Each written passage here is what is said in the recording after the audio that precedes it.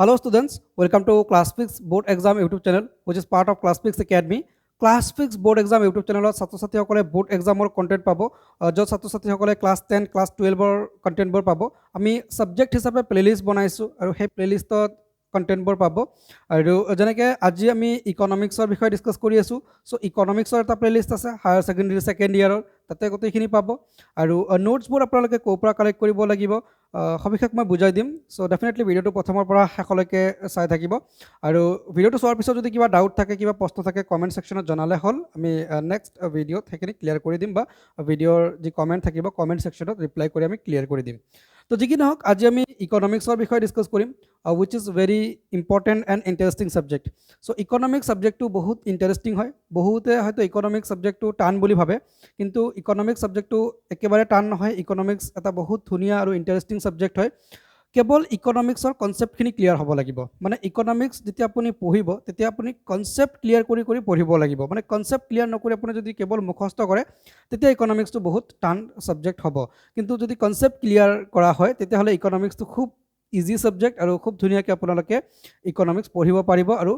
এক্সামতো হাই score কৰিব পাৰিব ঠিক আছে বহুতে হয়তো এনেকুৱা ভাবে যে ইকনমিক্স সাবজেক্টত মানে বহুত বেছি স্কোৰ কৰিব নোৱাৰি বা মাৰ্ক আমি ক্যাৰি কৰিব নোৱাৰি ইকনমিক্সত ম্যাথ থাকে সো ম্যাথ আমি নাজানো সো এক্স্যাক্টলি ম্যাথ কেনেকুৱা লেভেলত থাকে আৰু ম্যাথছখিনি কি হয় সবিশেষ মই বুজাই দিম তো যি কি নহওক ইকনমিক্স এটা ইণ্টাৰেষ্টিং সাবজেক্ট সো প্ৰথমৰ পৰা আপোনালোকে কনসেপচুৱেল ডেভেলপমেণ্টৰ ফালে আগবাঢ়িব ডেফিনেটলি আপোনালোকৰ বহুত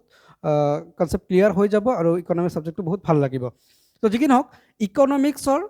ফাদাৰ কোন who is the father of economics so এনেকুৱা যদি কেতিয়াবা প্ৰশ্ন আহে বা as a student of economics আপুনি বিষয়টো জানি থোৱাটো ইম্পৰ্টেণ্ট হয় so Adam Smith is the father of economics okay অৰ্থবিজ্ঞানৰ পিতৃ বুলি কাক কোৱা হয় এডাম স্মিথক কোৱা হয় আৰু ইকনমিক্সত বেসিক্যালি আমাৰ দুটা ব্ৰাঞ্চ আছে আৰু সেই দুটা ব্ৰাঞ্চৰ বিষয়ে তোমালোকে আই থিংক পাই আহিছা ফাৰ্ষ্ট ইয়াৰত সো সেই ব্ৰাঞ্চ দুটা কি হৈছে সো সেই ব্ৰাঞ্চ দুটা হৈছে এটা হৈছে আমাৰ মাইক্ৰ ইকনমিক্স আৰু আনটো হৈছে ম্যাক্ৰ economics okay so what is microeconomics and what is macroeconomics so microeconomics hoise jot ami as a individual ejon ব্যক্তিক যদি আমি যেতিয়া অধ্যয়ন কৰিম তেতিয়া আমি তাক মাইক্ৰোইকনমিক্স বুলি কম মানে এজন ব্যক্তিৰ প্ৰফিট এজন ব্যক্তিৰ আয় এজন ব্যক্তিৰ ব্যয় বা এজন ব্যক্তি কিমান প্ৰফিট অৰ্জন কৰিছে কিমান ইনভেষ্টমেন্ট কৰিছে সেই গোটেইখিনি যদি আমি অধ্যয়ন কৰো তেতিয়া হলে তাক আমি মাইক্ৰ ইকনমিক্সত অধ্যয়ন কৰিব লাগিব আৰু এজ এ হোল এটা কান্ট্ৰি বা এজ এ হোল এটা ইকনমিৰ বিষয়ে যদি আমি অধ্যয়ন কৰো তাক আমি অধ্যয়ন কৰিব লাগিব ম্যাক্ৰ ইকনমিক্সত ঠিক আছে সো মাইক্ৰ ইকনমিক্স আমি ফাৰ্ষ্ট ইয়াৰত পাইছো আমি সেকেন্ড ইয়াৰত পঢ়িব লাগিব ম্যাক্ৰ ইকনমিক্স ঠিক আছে সো এতিয়া সেকেন্ড ইয়াৰত আমাৰ দুটা পেপাৰ আছে ইকনমিক্সৰ আৰু সেই দুটা পেপাৰ কি কি আৰু কোৰ পৰা কিমান নম্বৰ থাকিব হেতু মই বুজাই দিছো ঠিক আছে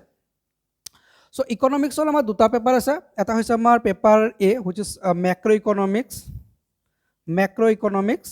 and আৰু এটা পেপাৰ আছে যেটো আমাৰ হৈছে ইন্ডিয়ান ইকনমিক ডেভেলপমেন্ট ওকে মই শৰ্ট ফৰ্মত লিখিছো ইন্ডিয়ান ইকনমিক ডেভেলপমেন্ট সো এই দুটা পেপাৰত আমাৰ বেসিক্যালি সেকেন্ড ইয়াৰৰ পৰীক্ষা হ'ব ম্যাক্ৰ ইকনমিক্সত আমাৰ 40 নম্বৰ আছে আৰু ইন্ডিয়ান ইকনমিক ডেভেলপমেন্টত আমাৰ 40 নম্বৰ আছে আৰু আমাৰ 20 নম্বৰ আছে অ্যাসাইনমেন্টত ওকে সো মুঠ আমাৰ পৰীক্ষা হ'ব 100 নম্বৰত ক্লিয়াৰ ওকে সো এতিয়া ম্যাক্ৰ ইকনমিক্সত আমি বেসিক্যালি কি কি পঢ়িব লাগে যেনেকৈ ম্যাক্ৰ ইকনমিক্সত আমি এজ এ হোল পঢ়িব লাগে যেনেকৈ এজ এ হোল এটা ইকনমিৰ বিষয়ে পঢ়িম এজ এ হোল এটা দেশৰ বিষয়ে পঢ়িম সো ইয়াতে আমি বেসিক্যালি পঢ়িব লাগিব যেনেকৈ ন্যাশনাল ইনকাম একাউন্টিং অৰ্থাৎ জাতীয় আয় গণনা মানে এখন দেশৰ ইনকাম গণনা বা এখন দেশে কিমান ইনকাম কৰি আছে এটা বিত্তীয় বৰ্ষত সেই বিষয়ে আমি পঢ়িব লাগিব আয় নিৰ্ধাৰণ পঢ়িব লাগিব ইনকাম ডিটাৰমিনেশ্যন পঢ়িব লাগিব মানি এণ্ড বেংকিং পঢ়িব লাগিব সো এনেকৈ ইকনমিক্সৰ চেপ্টাৰ্ছ বিলাক আমি ক্লিয়াৰ কৰি দিম প্লেলিষ্টত ঠিক আছে ঠিক একেদৰে আমি পঢ়িব লাগিব ইকনমিক ডেভেলপমেন্ট মানে অৰ্থনৈতিক উন্নয়নৰ বিষয়ে পঢ়িব লাগিব অৰ্থাৎ ভাৰতে স্বাধীনতাৰ পিছত মানে 1947ৰ পিছত ইকনমিক ডেভেলপমেন্টটো কেনেকুৱা হ'ল সেই বিষয়ে আমি পঢ়িব লাগিব দেন আমাৰ এটা ইকনমিক ৰিফৰ্ম হৈছিল ইকনমিক ৰিফৰ্ম বুলি ক'লে ইকনমিক্সত বা ভাৰতৰ অৰ্থবিজ্ঞানত এটা ডাঙৰ পৰিৱৰ্তন হৈছিল যাক আমি এলপিজি বুলি জানো তোমালোকে হয়তো ক্লাছ 10ত পঢ়ি আহিছা আই থিংক যদি পঢ়া নাই মই ভালকে বুজাই দিম বাৰু সো এলপিজি হৈছে কি লিবাৰেলাইজেশ্যন প্ৰাইভেটাইজেশ্যন এণ্ড গ্লোবালাইজেশ্যন অৰ্থাৎ ব্যক্তিগতকৰণ বিশ্বায়ন আৰু উদাৰীকৰণ সো সেই বিষয়ে পঢ়িব লাগিব সো এলপিজি অৰ্থাৎ 1991 যি ৰিফৰ্মছ সেই বিষয়ে পঢ়িব লাগিব। চ' এনেকৈ যিবোৰ চেপ্টাৰ্ছ আছে সেই গোটেইখিনি আমি পঢ়িব লাগিব। চ' মুঠৰ ওপৰত কথাটো হ'ল যে আমাৰ যে মেক্ৰ' ইকনমিক্সত 40 নম্বৰ আছে, ডেভেলপমেণ্ট ইকনমিক্সত 40 নম্বৰ আছে আৰু এছাইনমেণ্টত 20 নম্বৰ আছে। মই চেপ্টাৰ ৱাইজ গোটেইখিনি বুজাই দিম, কেৱল ক্লাছবিলাক ৰেগুলাৰলি এটেণ্ড কৰিলে হ'ল, ঠিক আছে। আৰু প্লেলিষ্টত ফ্ৰী ভিডিঅ'জবোৰ এভেইলেবল থাকিব। আৰু ষ্টুডেণ্টসকলে যদি নোটছ বিচাৰিছে যে ছাৰ আমাক নোটছ লাগে, দেন নোটছবোৰ এভেইলেবল থাকিব আমাৰ official app which is Classfix Academy. Okay, Classfix Academy বুলি এটা মোবাইল এপ্লিকেশ্যন আছে, গুগল প্লে ষ্টৰত এভেইলেবল হয়। চ' তাতে নোটছবোৰ এভেইলেবল পোৱা যাব, ঠিক আছে। তো যিখিনি হওক আমি বুজিলোঁ ইকনমিক্সৰ বিষয়ে। So' Adam Smith is the father of economics. আৰু আমাৰ ছেকেণ্ড ইয়েৰৰ দুটা পেপাৰ আছে, এটা হৈছে মেক্ৰ' ইকনমিক্স আৰু এটা হৈছে ডেভেলপমেণ্ট ইকনমিক্স। চ' মেক্ৰ' ইকনমিক্সটো কি হয় আৰু মেক্ৰ' ইকনমিক্স কেতিয়া উদ্ভাৱন হ'ল বা কেনেকৈ মেক্ৰ' ইকনমিক্স আহিলে তাৰ বিষয়ে অলপ আমি বুজি ল'ম, যে তোমাৰ ইন্ট্ৰডাকশ্যন ক্লাছ আজি। চ' আজি আমি জাষ্ট মেক্ৰ' ইকনমিক্সৰ ডেভেলপমেণ্টৰ বিষয়ে পঢ়িম, ঠিক আছে। অলৰাইট, চ' মেক্ৰ' ইকনমিক্সৰ যদি আমি ডেভেলপমেণ্ট চাওঁ তেতিয়াহ'লে আমি এটা ইম্পৰ্টেণ্ট ঘটনাৰ বিষয়ে জানিব লাগিব, which is Great Depression. Okay, which is Great Depression. So' ইয়াতে তোমালোকৰ কিতাপতে আছে ইমাৰ্জেঞ্চ অফ মেক্ৰ' ইকনমিক্স, অৰ্থাৎ মেক্ৰ' ইকনমিক্স কেনেকৈ প্ৰতিষ্ঠা হ'ল বা মেক্ৰ' ইকনমিক্স কেনেকৈ উদ্ভাৱন হ'ল তাৰ বিষয়ে পঢ়িব লাগিব। চ' ইয়াৰ লগত এটা ঘটনা আছে, যিটো ঘটনা হৈছে গ্ৰেট ডিপ্ৰেশ্যন। অ'কে, চ' গ্ৰেট ডিপ্ৰেশ্যন একচুৱেলি কি হয়, মানে মহামন্দা বুলি যাক কোৱা হয় অসমীয়াত, মহামন্দা। সেই মহামন্দাটো কি হয় আৰু মহামন্দা কেতিয়াৰ পৰা কেতিয়ালৈকে চলিছিল আৰু মহামন্দাৰ চিটুৱেশ্যনত একচুৱেলি কি হয়। চ' ইয়াতে তোমালোকে বুজিব লাগিব গ্ৰেট ডিপ্ৰেশ্যন। চ' গ্ৰেট ডিপ্ৰেশ্যন এই শব্দটোৱে কি বুজায়? চ' ডিপ্ৰেশ্যন শব্দটোৱে কি বুজায়? এণ্ড গ্ৰেট মানেতো তোমালোকে জানা মহা বা মানে ডাঙৰ আৰু, ঠিক আছে। চ' ডিপ্ৰেশ্যন শব্দটোৱে বুজায় যে বেয়া অৱস্থা, মন্দা অৱস্থা। তো অৰ্থনীতিত মন্দা অৱস্থা কেনেকুৱা চিটুৱেশ্যনক আমি মন্দা অৱস্থা বুলি ক'ব লাগিব। চ' যেতিয়া আমি অৰ্থনীতি বা ইকনমিক্স পঢ়িম তেতিয়া যদি আমাৰ ইনভেষ্টমেণ্ট ফল কৰে, মানে বিনিয়োগ যেতিয়া কমি যায়, এমপ্লয়মেণ্ট অপৰচুনিটি অৰ্থাৎ নিয়োগ বা কাম কৰাৰ সুযোগ সুবিধা যেতিয়া কমি যায়, লাভ অৰ্জন যেতিয়া কমি যায়, যে প্ৰফিটেবিলিটি কমি যায়, তেতিয়া সেই চিটুৱেশ্যনক আমি ডিপ্ৰেশ্যন বুলি ক'ম ইকনমিক্সত, বা ইকনমিৰ মন্দা অৱস্থা বুলি ক'ম, ঠিক আছে। এতিয়া বেচিকেলি ইউৰোপ আৰু আফ্ৰিকাত এই মানে মন্দা অৱস্থাটো সংঘটিত হৈছিল। আৰু টাইম পিৰিয়ডটো যদি বেচিকেলি চাওঁ আমি 1929 পৰা 1939লৈকে এই মন্দা অৱস্থাটো আছিল।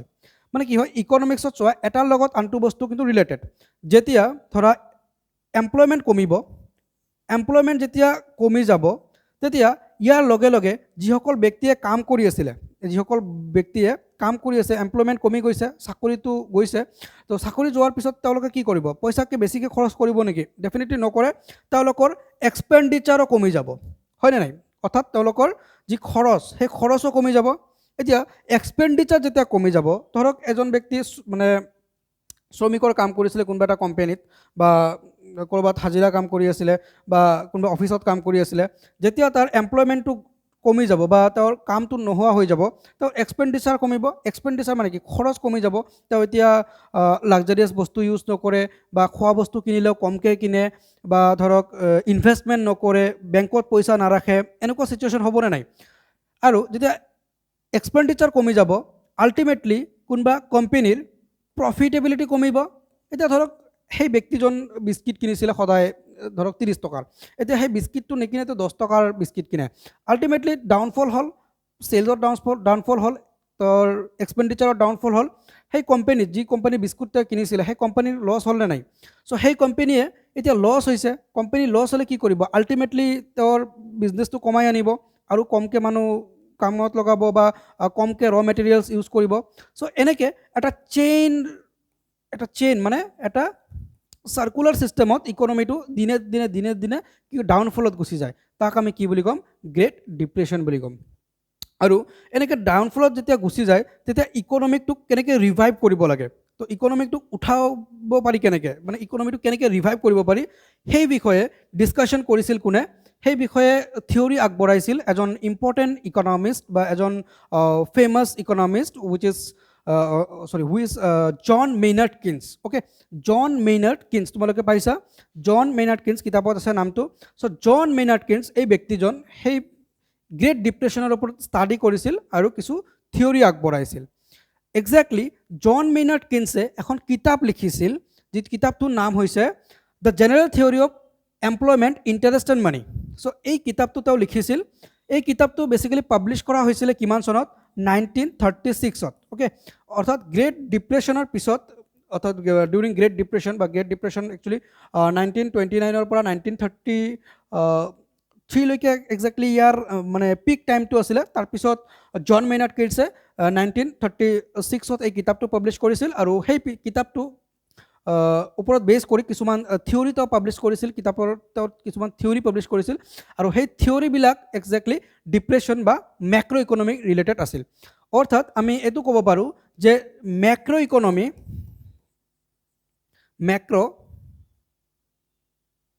অ'কে MACRO হ'ব মেক্ৰ' ইকনমি চ' মেক্ৰ' ইকনমিটো বেচিকেলি আমাৰ জন মেইনাৰ্ড কিনছে ইনভেণ্ট কৰিছিল বুলি ক'ব পাৰি বা হু is the father of মেক্ৰ' economics যদি পৰীক্ষাত কেতিয়াবা সোধে তেন্তে আমি আনচাৰটো কৰিব লাগিব জন মেইনাৰ্ড কিনছ ক্লিয়াৰ চ' আমি হায়াৰ ছেকেণ্ডেৰী ছেকেণ্ড ইয়াৰত যিটো পেপাৰ পঢ়ি মেক্ৰ' ইকনমিক্স সেই মেক্ৰ' ইকনমিক্সটো বেচিকেলি এই গ্ৰেট ডিপ্ৰেশ্যনৰ পিছত আহিছে চ' গ্ৰেট ডিপ্ৰেশ্যনৰ বিষয়ে এটা আমাৰ চমু টকা পঢ়িব লাগিব য'ত আমি গ্ৰেট ডিপ্ৰেশ্যনৰ বিষয়ে ডিটেইলছত কভাৰ কৰিম দেন ইয়াৰ পৰা তোমালোকৰ এনেকুৱা প্ৰশ্ন আহিব পাৰে who is John Maynard Keynes so' John Maynard কিনছৰ বিষয়ে পঢ়িব লাগিব দেন জন মেইনাৰ্ড কিনছৰ এখন ইম্পৰ্টেণ্ট কিতাপৰ নাম এনে বহুত কিতাপ তেওঁ লিখিছে তাৰে মাজত এটা ইম্পৰ্টেণ্ট কিতাপ হৈছে জন মেইনাৰ্ড কিনছৰ the General Theory of Employment Interest and Money এইটো আমাক জানিব লাগিব ঠিক আছে চ' যি কি নহওক আমি ডিটেইলছত গোটেইখিনি বুজাই দিম এইটো আমাৰ জাষ্ট ইণ্ট্ৰডাকশ্যন ভিডিঅ' এটা আছিলে চ' নেক্সট ভিডিঅ'ৰ পৰা আমি চেপ্টাৰ ৱাইজ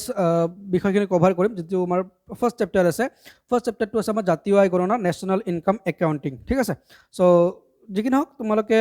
ৰেগুলাৰ ক্লাছবোৰ এটেণ্ড কৰি থাকিলে হ'ল আৰু ভিডিঅ'ছবোৰ মেক্সিমাম এক্সপিৰিয়েঞ্চলৈকে শ্বেয়াৰ কৰি দিবা বা মেক্সিমাম ষ্টুডেণ্টছলৈকে শ্বেয়াৰ কৰি দিবা যাতে তেওঁলোকেও জইন হ'ব পাৰে চ' আজিৰ ভিডিঅ'টো ইমানতে শেষ কৰিছোঁ ভিডিঅ'টো ভাল লাগিলে লাইক কৰিবা আৰু শ্বেয়াৰ কৰি দিবা আৰু নেক্সট ভিডিঅ'ত লগ পাম till then bye bye take care